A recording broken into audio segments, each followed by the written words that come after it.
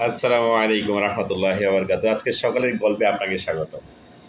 পড়াশোনা বুঝতে কিংবা পড়তে কিংবা পড়াশোনা মাথার মধ্যে ব্রেনের মধ্যে নিয়ে রাখতে আপনার কি কষ্ট হচ্ছে? আমাদের এখন যে বয়স আর কষ্ট হওয়ার সুযোগ নেই। আমরা এখন আমাদের বাচ্চাদের নিয়ে চিন্তা করতে পারি। আপনার বাচ্চার কি কষ্ট হচ্ছে? তো এরকম যদি হয় তখন যেটা করবেন, এক শিক্ষক তার ছাত্রকে জিজ্ঞেস করলো যে, "তোমার কি পড়াশোনা বুঝতে কিংবা লিখতে অথবা পড়তে কষ্ট হচ্ছে?"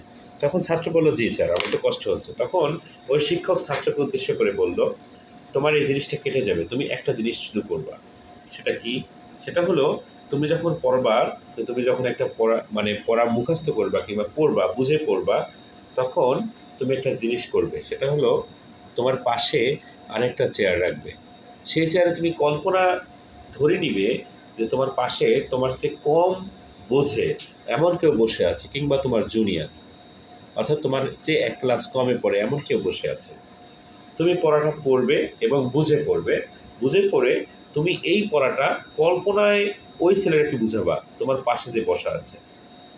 তাকে বুঝাবা, তাকে অতক্ষণ পর্যন্ত বুঝাবা, যতক্ষণ পর্যন্ত তোমার কাছে মনে হবে সে বুঝতে পেরেছে। তো তুমি যদি এই জিনিসটা করো, তাহলে একটা সময় তোমার পড়াটা মনে থাকবে এবং ভালো কাজবে। আশা করি আপনারও কাজে দিবে। আপনি আপনার বাচ্চার ক্ষেত্রে ব্যবহার করে দেখতে পারেন। ধন্যবাদ। আসসালামু আলাইকুম।